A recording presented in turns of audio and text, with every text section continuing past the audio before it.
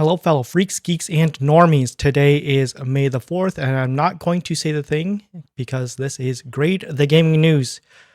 Links to all the stories will be in the description below, and if you're new here, please feel free to like and subscribe. Now, let's get into the news. This one comes from Nintendo Life. Switch 2 is seemingly going to be getting a 1080p screen and will be backwards compatible.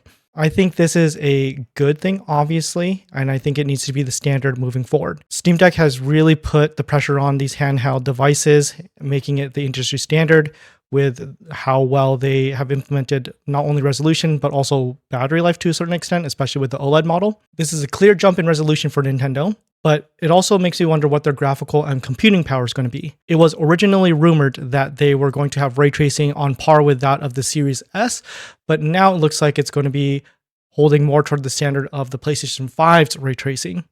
Not only that, but since it's Nintendo, they know that kids will be taking this off the dock all the time.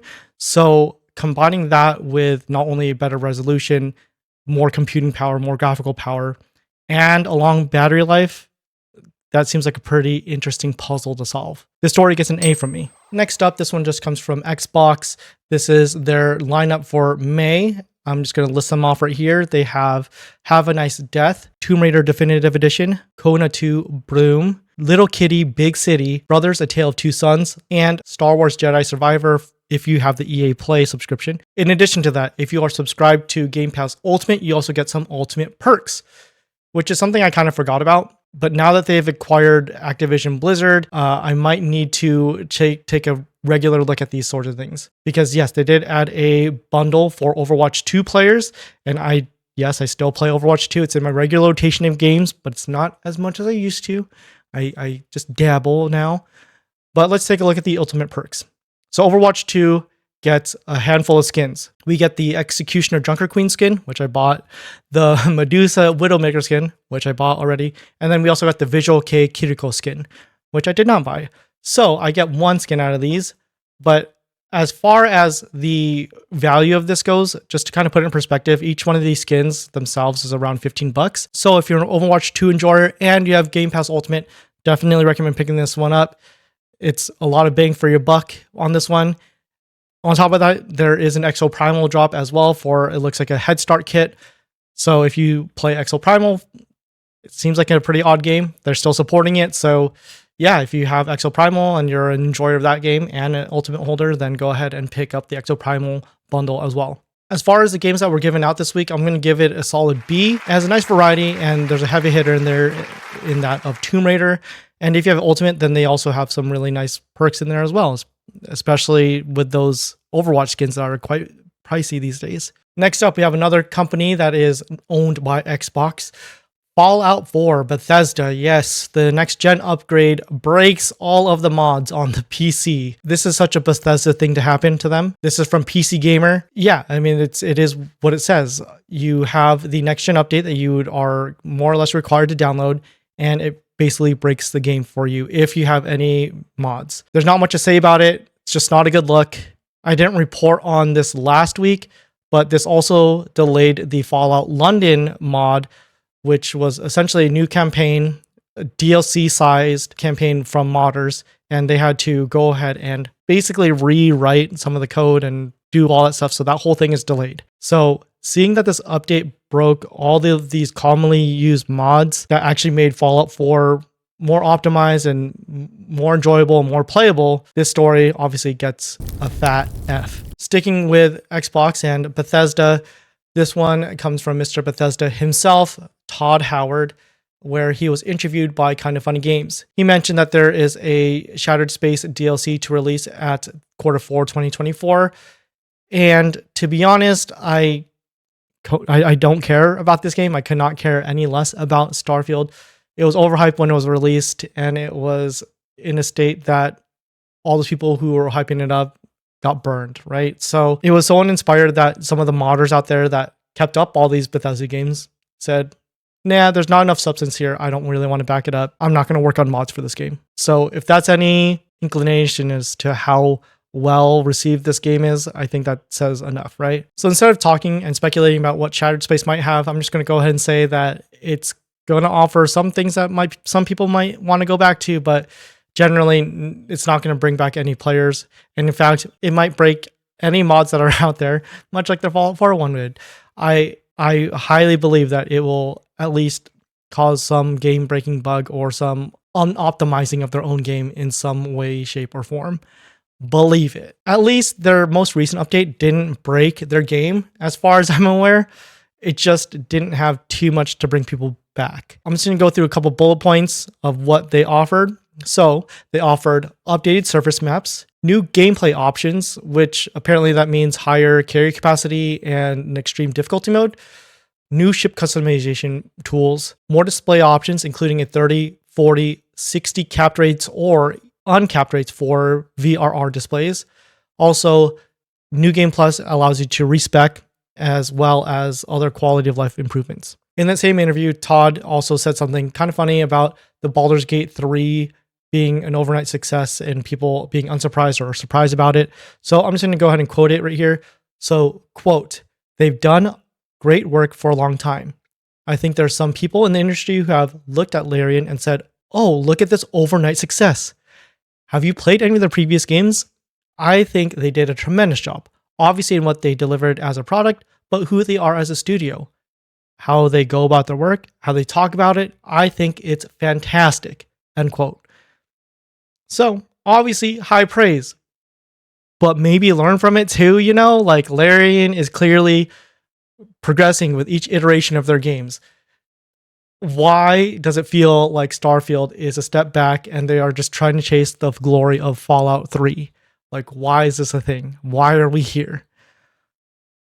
Anyway, as long as these updates and these future DLCs for Starfield continue to optimize the game and make it more fun for players who have invested into it, then the story gets a B. All right, we are continuing with Xbox. There's a lot of Xbox news this week because they did drop a digital showcase for their indies. This was such a good show, in my opinion. During the digital showcase, they showed around 20 games, and I highly recommend giving this showcase a watch. Not only that, but their post showcase interviews and gameplays, because those deep dives give you a better idea of like what these games have to offer and if it's going to be something that you would find yourself wanting to purchase yourself at some point. I'm just going to go through my list of games that I liked from this or that I'm looking forward to, and one reason why I think you should look into it too. First, we got 33 Immortals due to its interesting concept, 33 individual players doing random raids.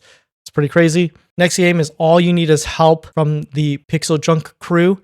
And that's the only reason why I am interested in it, is because it's from the people who made the Pixel Junk games back on the PlayStation 3. Centum, or I'm not really sure how to pronounce it, but let's say it's Centum, because it looks like Nightmare Fuel. Keylocker, because I'm a sucker for almost or all rhythm games out there.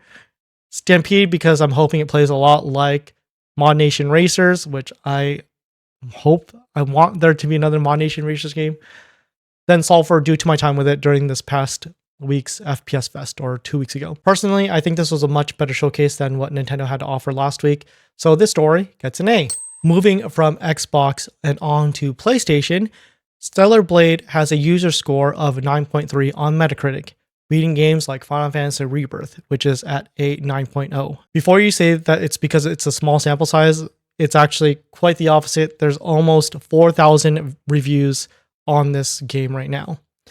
I would say I'd be picking this up as soon as I can, but currently I'm replaying all of the Souls games to get ready for Shadow of the Erdtree. And hopefully by the time I'm done with Shadow of the Erdtree, then Stellar Blade has some sort of price drop and I'll pick it up then.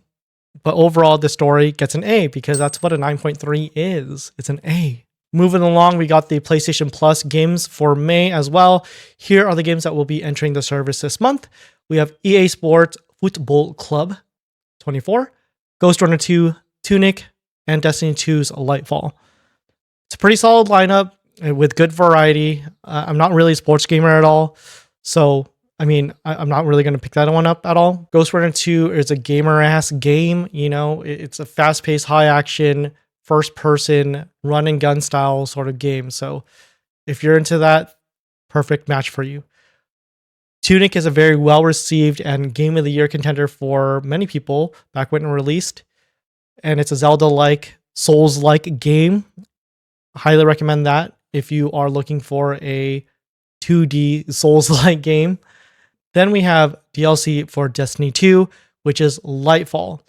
This is was supposed to be the big DLC before the final shape. And it was supposed to set up all these great things to happen in the story, but unfortunately, it fell extremely flat.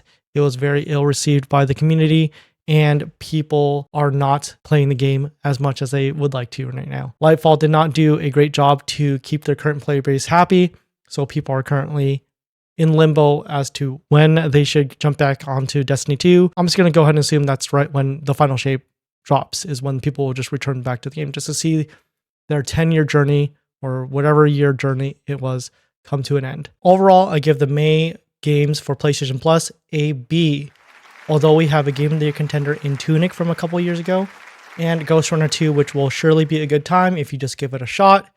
Lightfall and the microtransaction machine that is EA, I can't give you a good recommendation on that end.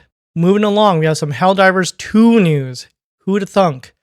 All right, so I wrote this earlier in the week, and then we'll see. So the Helldivers 2 developers state that the terminated control centers that we were launching back a couple weeks ago, or maybe a month ago now, instead of exercising the terminators, actually created more terminators. While again, I originally put this up as, wow, Arrowhead is doing everything right. Hell yeah, this is exactly how you keep your player base happy and engaged. It's the perfect way to keep your players on their feet and invested in the lore and the ongoing campaign that Helldivers 2 is going for. More companies need to do this. As much as I wanted to keep on saying that, and Arrowhead is the best in the biz and everyone needs to learn from them, this story gets an A. As much as I wanted to say that, they just had to go and drop an actual hell bomb on themselves. And no, not the up, right, down, down, down variation, 500 kilo. I'm talking the granddaddy got dropped. Down, up, left, down, up, right, down, up on their PC fanbase. Because now they are requiring Steam users to link their Steam account to a PlayStation Network account. I know I over dramatized it a little bit, but here are my 2 cents about this. I don't give a fuck about this at all. I play games on everything. I have a PlayStation 5. I have Xbox Game Pass. I have a Steam account, an Epic account, an EA account, a Ubisoft account. You name it, and I've probably got it because that's what I do. I just like to play games. I don't care where, I just play games. If you're one of those people in the affected countries where you can't create a PSN account, then yes, this is a terrible thing to happen to you, and I would 100% ask for a refund. But if you're just a person who is just gaming by yourself or with some friends, and now all of a sudden you're just like, man, that's so fucked that people from Kenya can't play Helldivers 2. Then you're full of shit. Like, you don't give a fuck about that at all. You just want to get mad about something. Now, if you're someone who's like, fuck no, I'm not going to PlayStation account because of all their security breaches in the past decade, I can't get behind that. It's so messed up. Then I guess that's somewhat of a valid concern for sure. But maybe think about it more realistically a bit. Like, I've had my PlayStation account ever since it was offered. I was part of all of these breaches, and I can't tell you one time that I've ever felt affected by any of these breaches. Other than, obviously, the whole PlayStation Network being shut down for like 2 weeks or whatever that was that one time. Am I even important enough for a hacker to even want to do anything with my information? Like, what are they going to do? Find all the hentai you've been ordering behind your partner's back? Like, no. No one cares. And if you fall for some sort of scam based on like, click this in your email or whatever, then that's on you. Or maybe you're in the camp of, I don't want to make my PlayStation account because they are only trying to get their numbers up for PlayStation Network user, whatever. We have a huge uptick in PlayStation Network signups. That's crazy. And they show it to investors and they give them a whole bunch of money. Like, why is that a bad thing? Why not give PlayStation boosted numbers? They clearly make games that you enjoy. Like, hello? Oh, wait, maybe it's because they have a monopoly over the consoles. Okay, yeah, I guess I kind of get that. We should probably tell Nintendo about that though, because I guess selling 14 million units in their 6th or 7th year of being alive as a console isn't good enough. And they're only 4 million behind PlayStation 5 of last year. I don't know. Maybe you should tell them that they suck and they should completely get out of the console business. Yeah, I just don't see it. Sorry. I'm done talking about it. People have already review bombed Helldivers 2 to shit already for no actual good reason. And because of that, the story gets an F because people are lame and they can't support a good game after a small speed bump. We're going to move on to PC and onto a game that you should actually just not want to support after this scummy move. Escape from Tarkov charges $250 for, quote, not DLC, unquote.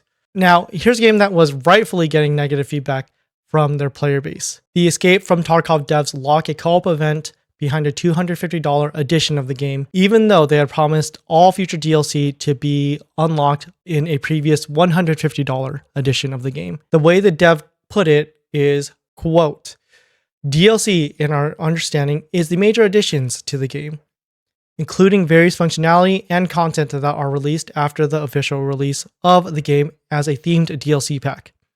The PvE is a completely different network infrastructure, end quote. It looks like people who got the $150 edition earlier complained enough online that they did actually unlock the PvE event for these users, but it needed some convincing, let's say, at that point to even allow that to be a thing in the first place. That totally leaves out the whole other aspect of this, which is a pay to win aspect to it.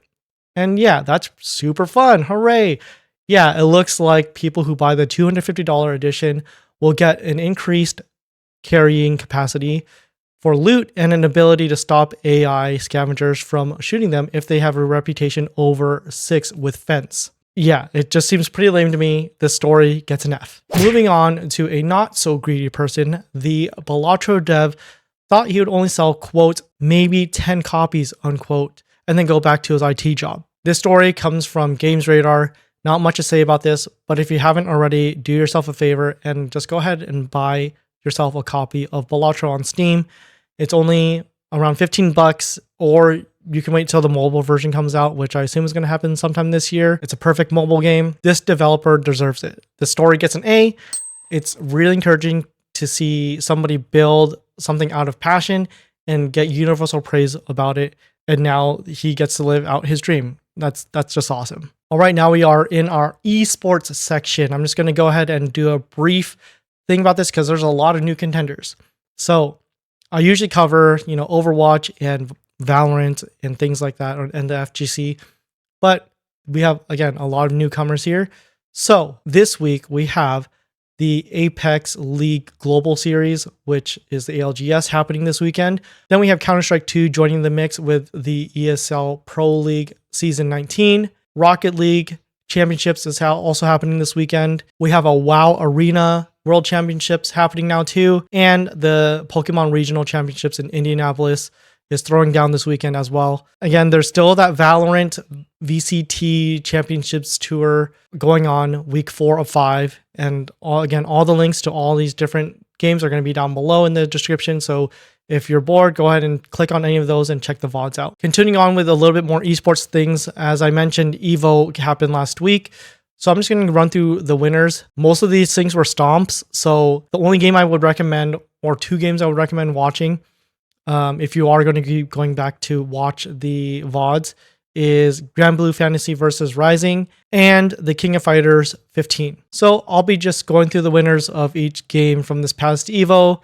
If you want to watch the VODs, just go to the EVO channel on YouTube or Twitch and they will be there. In Under Night 2, we have Kyo, who got first. King of Fighters 15, we have ET, Street Fighter 3. So this is a legacy game that they are going to be having at EVO Las Vegas as well. Sho wins that. In Grand Blue Fantasy versus Rising, we have Rookies taking that. In Guilty Gear Strive, we have Tempest NYC. Tekken 8, we have Chikurin. And Street Fighter 6 in an absolute stomp of a match, Mena RD 3-0 over Kakeru. So if you're interested, go ahead and stop by their channels on Twitch or YouTube.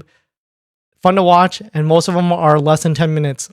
Seriously, it was kind of a stomp this weekend, or this past weekend. Moving on to some general news, we have the Circana report for March 2024. Helldivers 2 hanging out at number 2, but number 1 goes to Dragon's Dogma. And it's kind of weird. I thought I mentioned these two games in my prediction of Game of the Year 2024, but I don't know. Maybe you can check that out if you'd like to see what, if I'm the future teller, if I'm the modern Miss Cleo, if it were. And if you don't get that reference, it's okay.